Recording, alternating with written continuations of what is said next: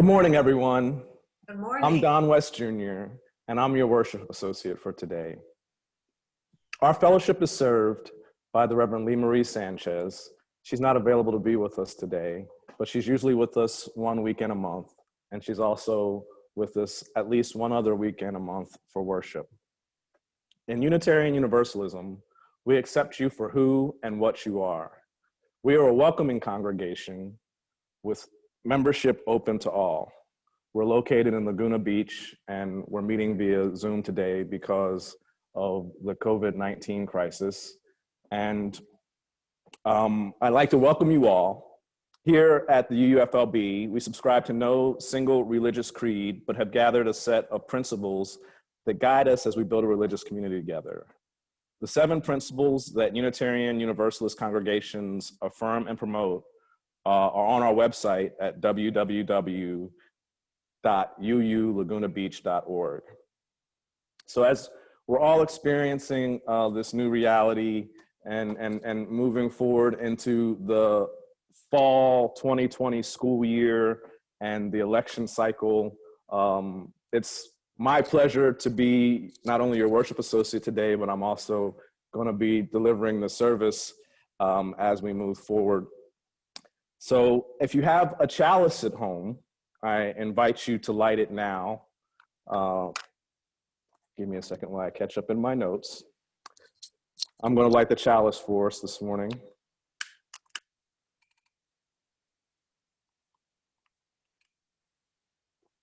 It's lit there. You're not going to be able to see it again because I don't have it set up so that it can be in the frame.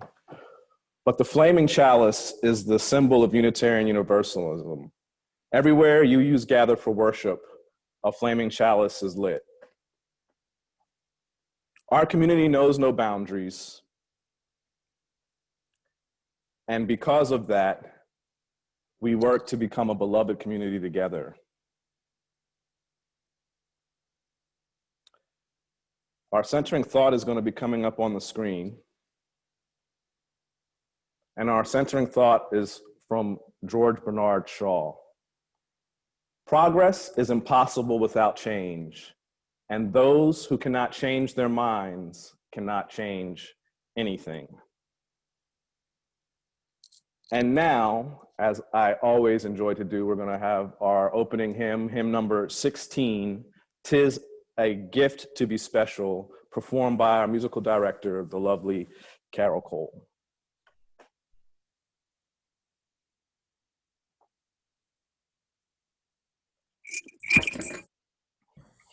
Good morning.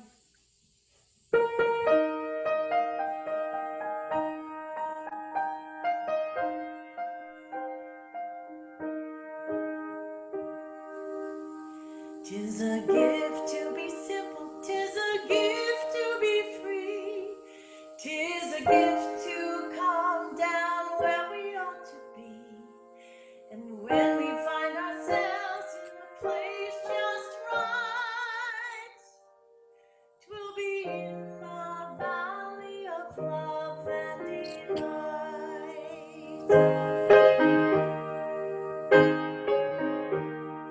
Where true simplicity is gained, to bow unto man we shan't be ashamed. To turn will be our delight, till by turning we turn out right.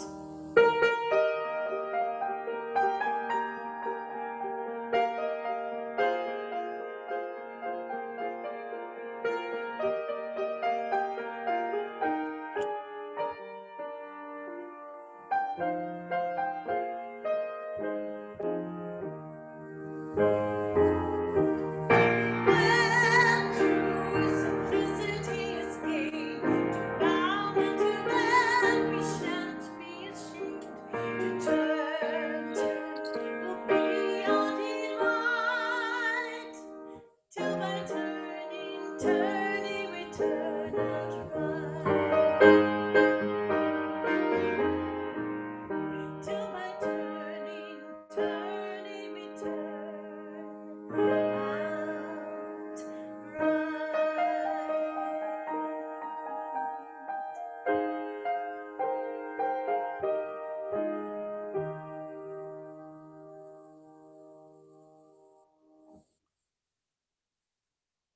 Thank you. That was beautiful. I picked the music and I told Carole I can't read music, so I didn't know exactly what it was going to sound like, but that was really awesome. Here at the UUFLB, we have a unison affirmation that we say every week when we gather together. So I invite you, if you would like to join us, if it feels comfortable to you, you are free to unmute yourselves so that we can say it all together. It's going to be coming up on the screen momentarily.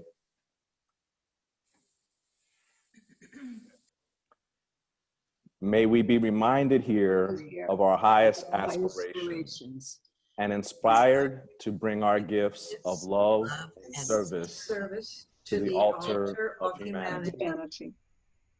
May we know once again that we are not isolated beings, but connected in mystery and miracle to the universe, to this community, and to each other.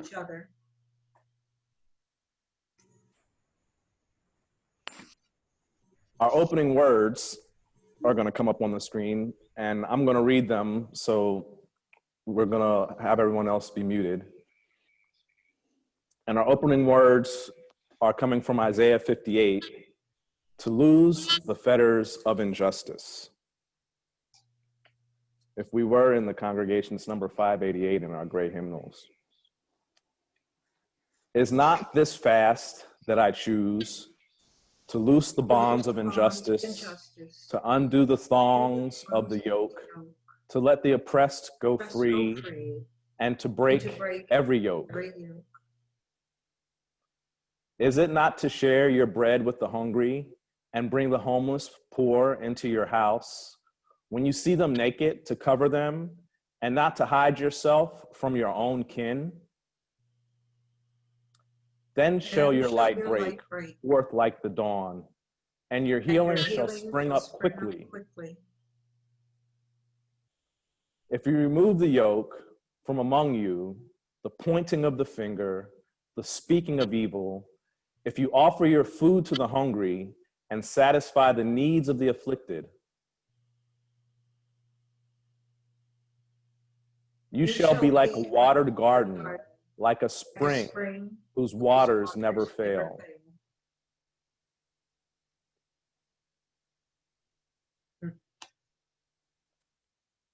So now we come to a point in our service where we're going to pause the recording for our joys and sorrows. Good morning, everyone. Good morning. I'm Don West Jr., and I'm your worship associate for today. Our fellowship is served by the Reverend Lee Marie Sanchez. She's not available to be with us today, but she's usually with us one weekend a month, and she's also with us at least one other weekend a month for worship. In Unitarian Universalism, we accept you for who and what you are. We are a welcoming congregation with membership open to all. We're located in Laguna Beach, and we're meeting via Zoom today because of the COVID-19 crisis. And I'd like to welcome you all. Here at the UUFLB, we subscribe to no single religious creed, but have gathered a set of principles that guide us as we build a religious community together. The 7 principles that Unitarian Universalist congregations affirm and promote are on our website at www.uulagunabeach.org. So as we're all experiencing this new reality and moving forward into the fall 2020 school year and the election cycle, it's my pleasure to be not only your worship associate today, but I'm also going to be delivering the service as we move forward. So if you have a chalice at home, I invite you to light it now. Give me a second while I catch up in my notes. I'm going to light the chalice for us this morning.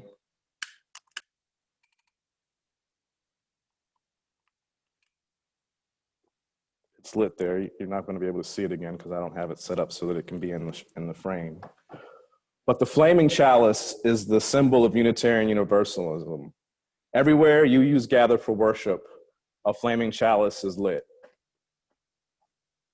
Our community knows no boundaries. And because of that, we work to become a beloved community together. Our centering thought is going to be coming up on the screen. And our centering thought is from George Bernard Shaw. Progress is impossible without change, and those who cannot change their minds cannot change anything. And now, as I always enjoy to do, we're going to have our opening hymn, hymn number 16, "'Tis a Gift to Be Special," performed by our musical director, the lovely Carole.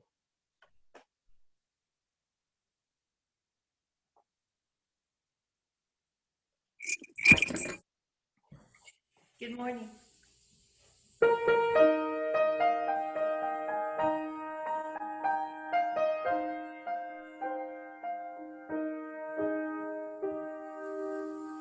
Tis a gift to be simple, tis a gift to be free, tis a gift to calm down where we ought to be. And when we find ourselves in a place just right, 'twill be in the valley of love and delight.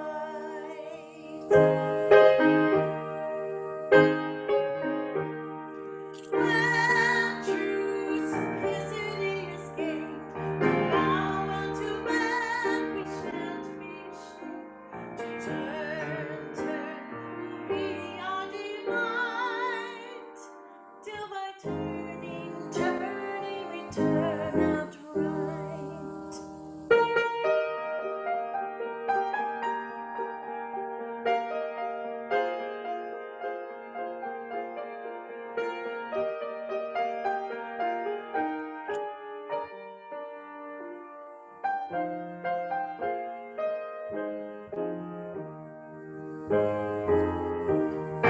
When true simplicity is gained, to bow unto man we shan't be ashamed. To turn will be our delight, till by turning we turn out right. Till by turning we turn out right.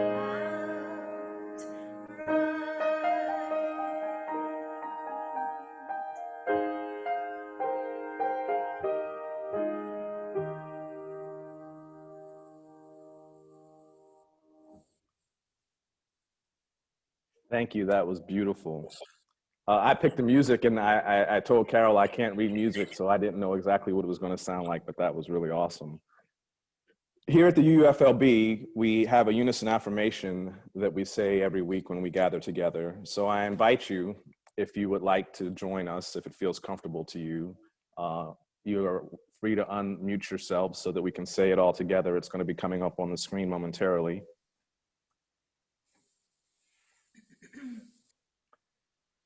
May we be reminded here of our highest aspirations and inspired to bring our gifts of love and service to the altar of humanity.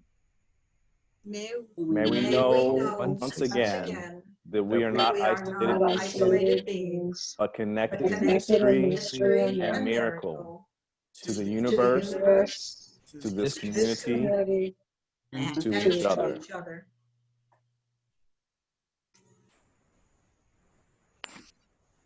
Our opening words are going to come up on the screen, and I'm going to read them, so we're going to have everyone else be muted.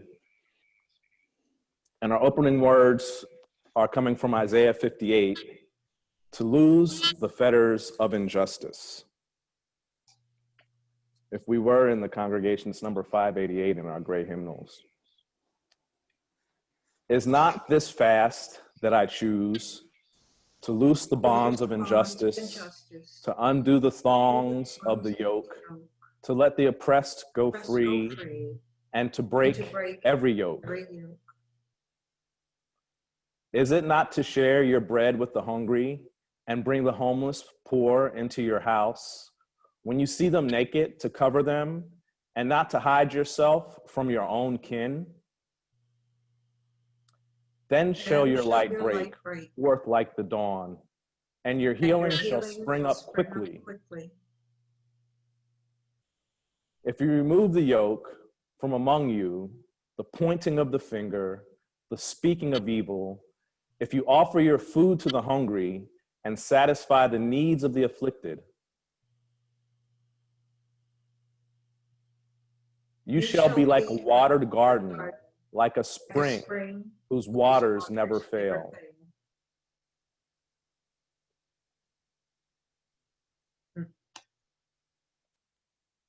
So now we come to a point in our service where we're going to pause the recording for our joys and sorrows. And if there's anything that anyone will... No.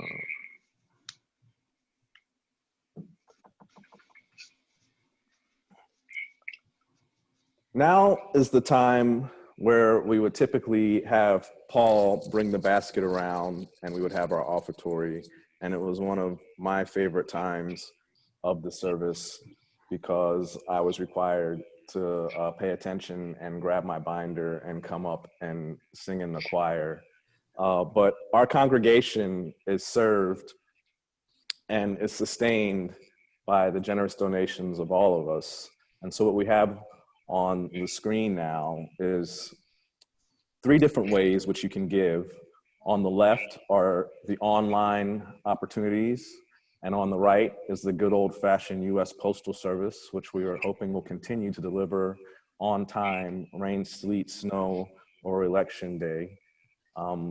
But please, it is only possible for us to continue, even in this special period of COVID-19, through your generous contributions of time, talent, and treasure.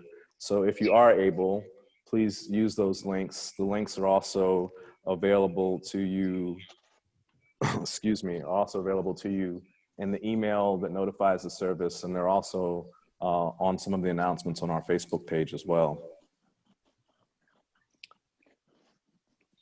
Next, we're going to move into our meditation.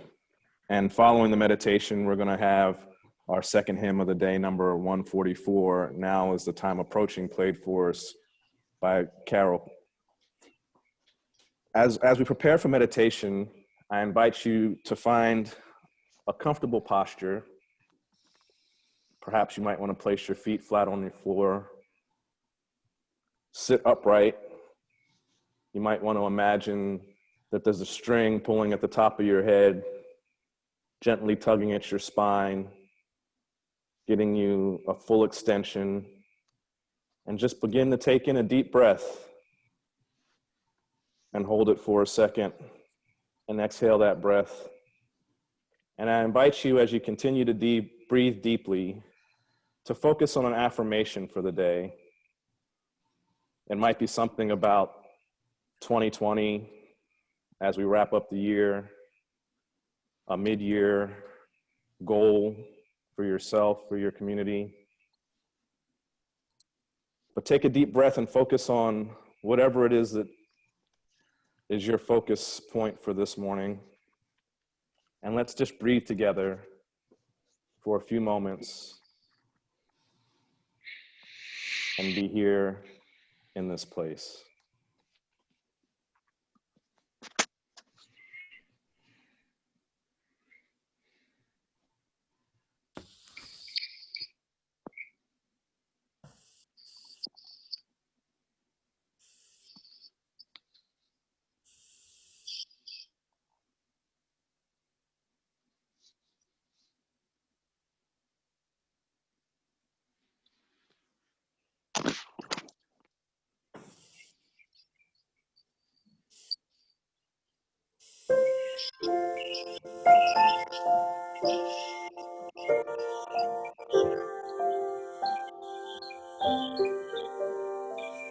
Now is the time approaching, my prophets long foretold.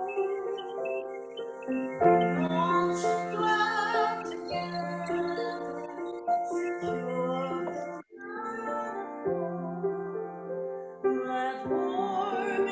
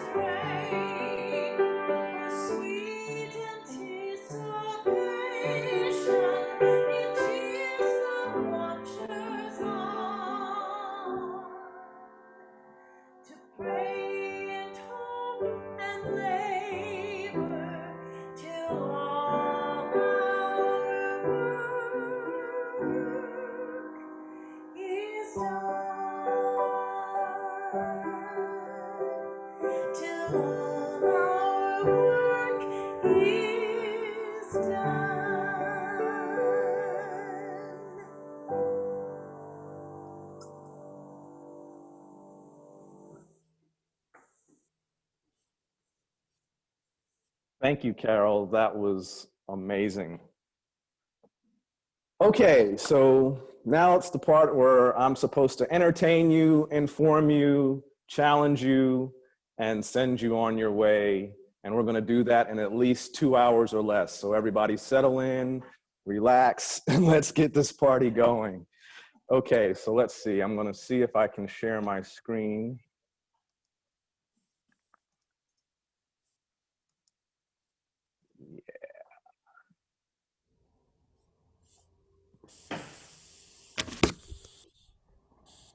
Is that working?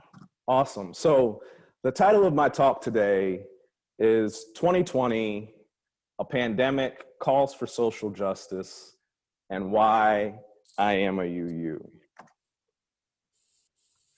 Our entire world is being asked the same question simultaneously. And the question is simply, what are we going to do now?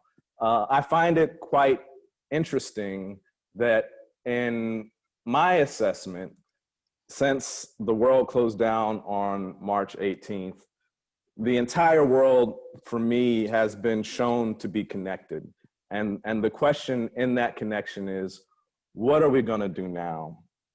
And I thought about, how do I want to bring this to you guys and what do I want to talk about? And the number one thing for me was that we're all connected. And that connectivity,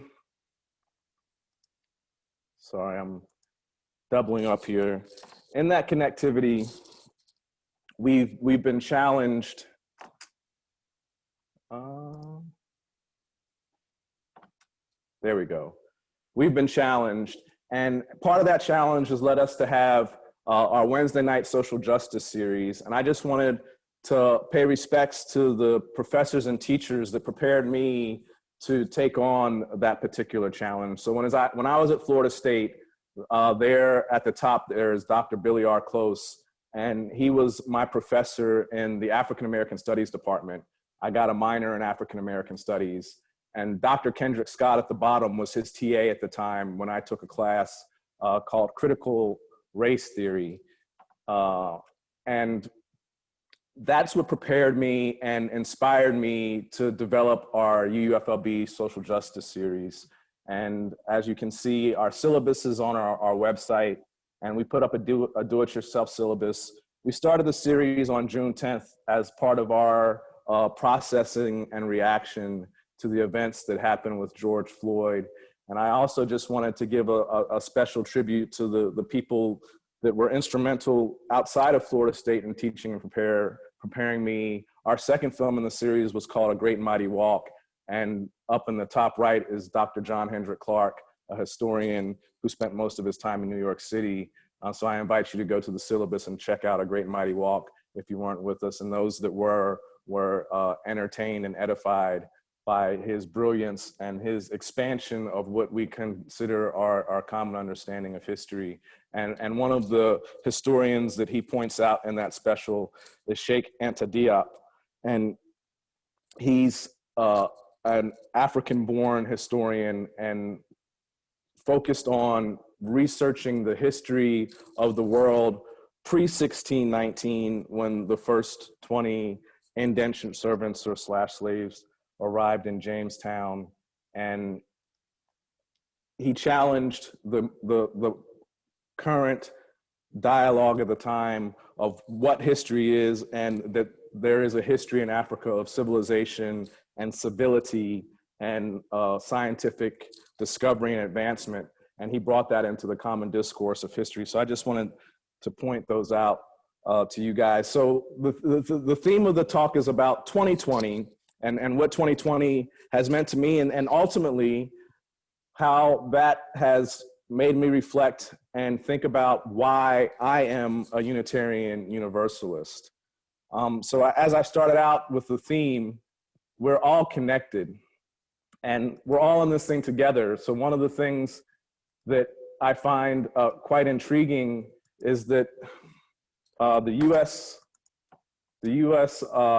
Census, here, the US Census says there's 7.6 billion people in the world. So I went to this clock last night, And if you go to the US Census page, the counter is constantly moving, and the US population counter is moving kind of slowly, but that world population counter is just clicking and clicking and clicking, and there's 7.6 billion people in the world, and we're all connected. That's what the COVID-19 pandemic taught us about a wet market in Wuhan.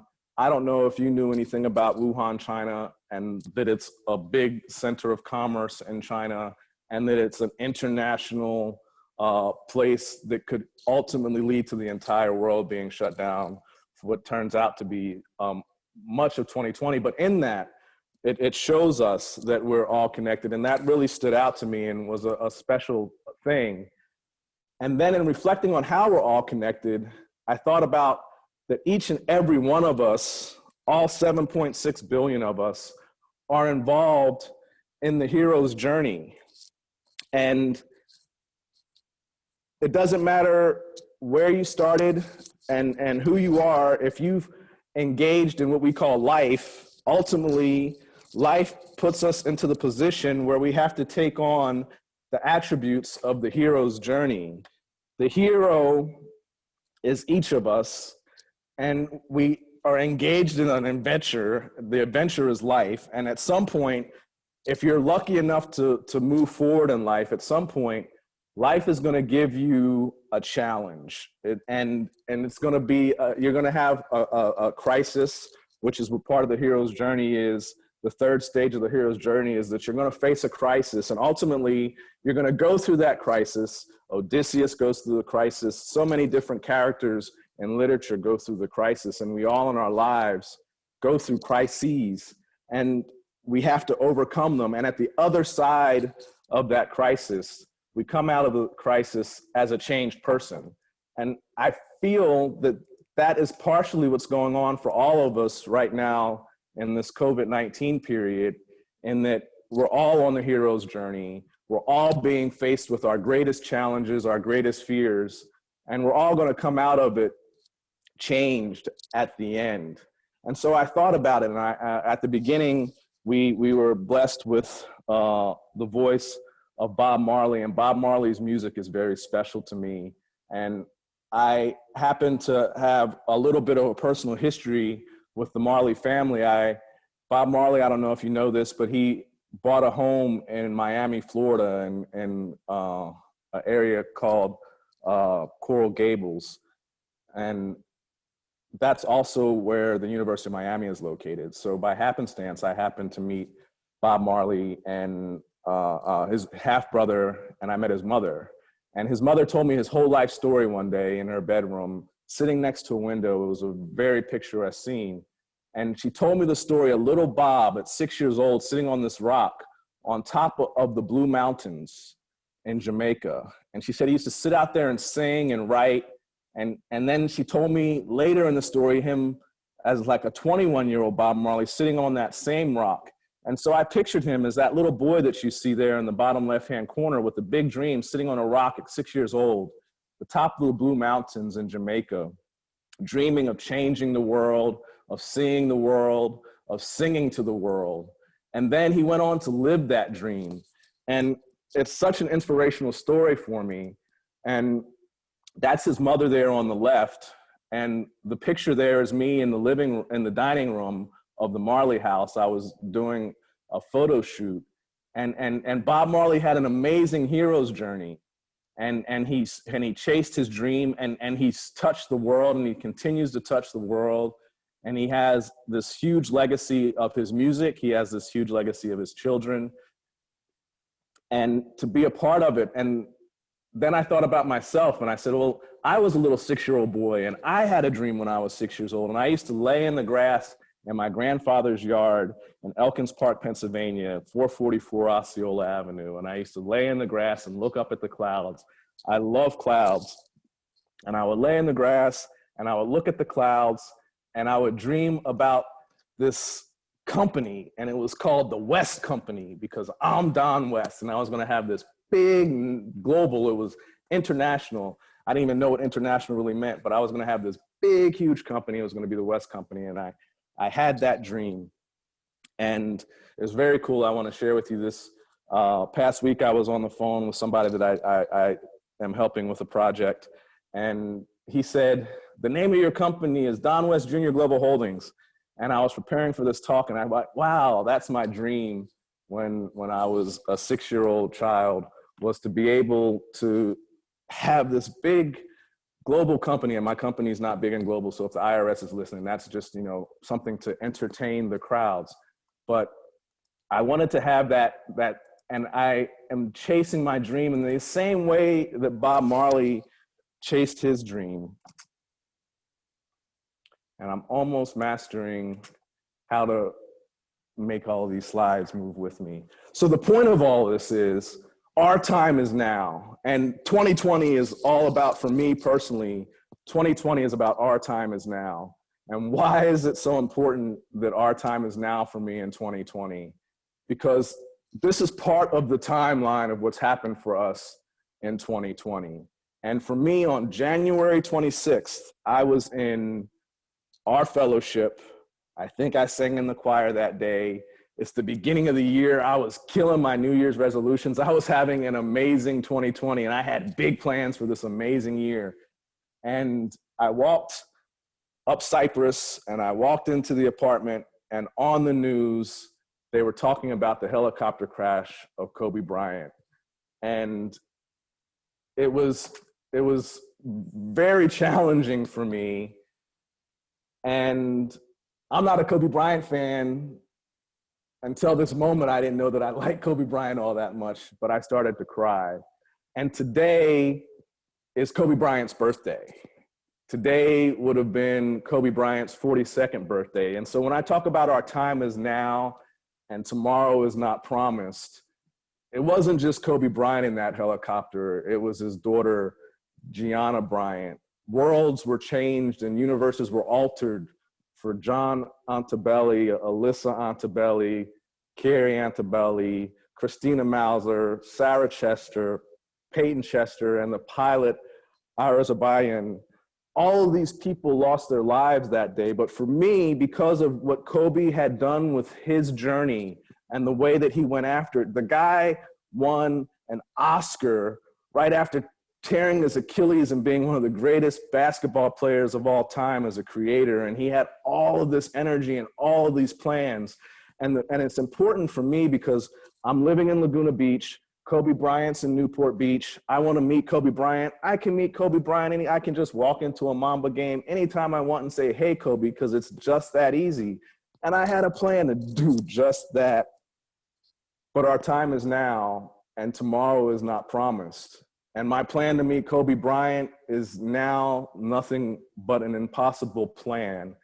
And it's very important, and the takeaway from that is that carpe diem. We have to seize the moment. And so now it's really important because these are a couple of memes that I pulled off of the internet. Our time is now. So if you were ever wondering what you would be doing during slavery, and you're talking about, oh, I would have done this, and I would have been this, and I would have been that, or during the Holocaust, or during the Civil Rights Movement, the bottom left there, Senator Kamala Harris, she said, if you ever wondered what you would have been doing during the Civil Rights Movement, this is your opportunity to find out, because the time is now.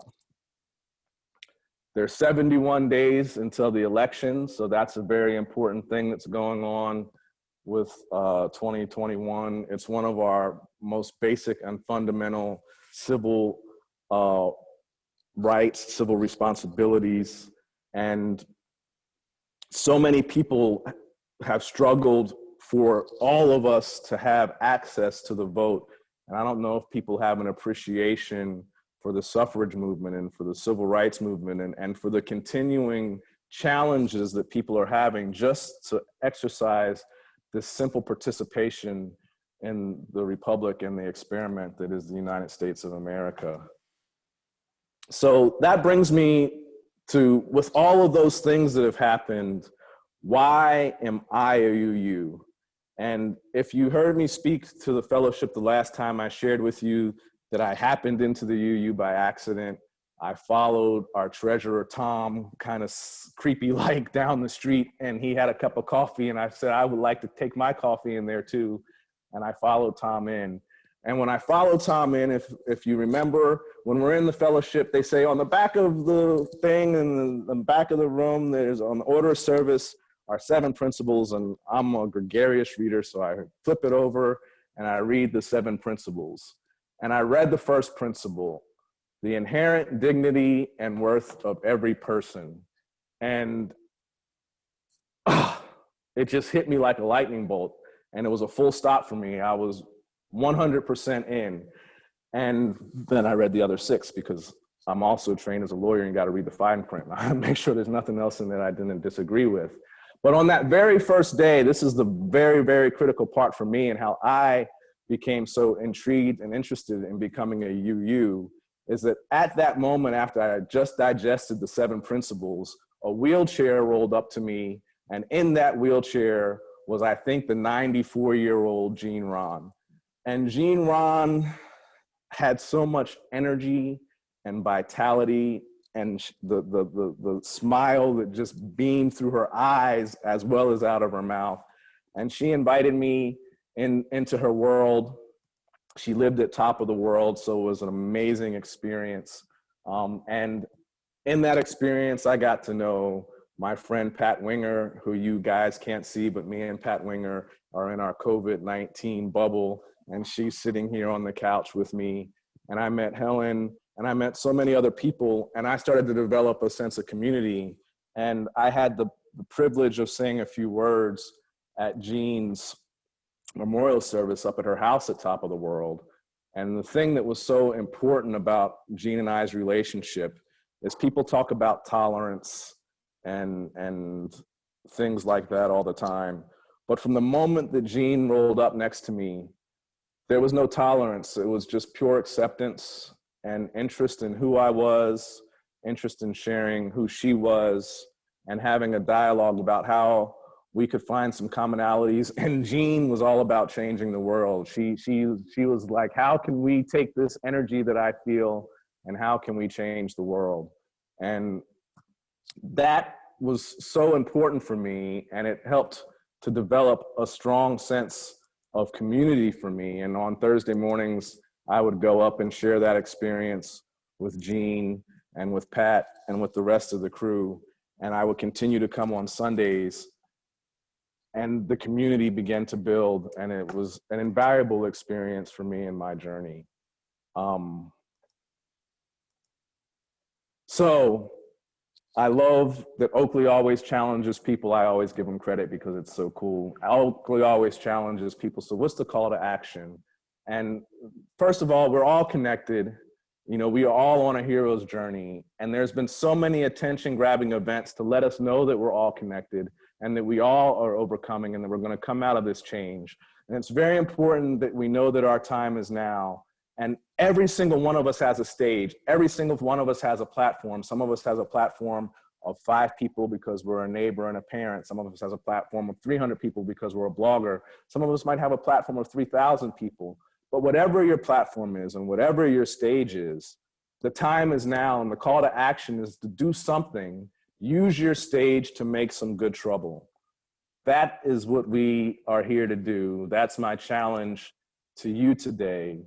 So I hope that you've gotten a little bit of insight and understanding as to why I'm a UU, why it's so important to me. It really comes down to, for me, if all of us, the 7.6 billion of us around the world, can feel that connection and can express the dignity and respect for one another. I often say namaste. Namaste is the light in me, the godliness in me, the divine in me, the animation in me, the spark in me sees the same in you. And I bow to it and I respect it. And that's the first principle. And that's what I seek to embody in my life. That's what I seek to example in my works. Bob Marley's redemption song, won't you help to sing these songs of freedom? We're building a new coalition. So many beautiful things have happened in the news, so many beautiful gatherings of people. So won't you help sing these songs of freedom and help us build this blessed community? You must emancipate yourself from mental slavery. None but ourselves can free our mind. It's an inside job. It's an inside job. Thank you for listening to me today. Namaste. Woo, I did it. And so now, ladies and gentlemen, it is the point in the service where if you have lit a chalice at home, I invite you to extinguish it this time. And until we meet again, this light will forever burn in our hearts. And now, one of my favorite parts of our service, and it's still great because Carole brings it home for us. We're gonna sing our song. We're not gonna be able to hold hands, but you're all invited to do jazz hands at the end. And Carole is gonna bless us with "Let There Be Peace on Earth." Take it away, Carole.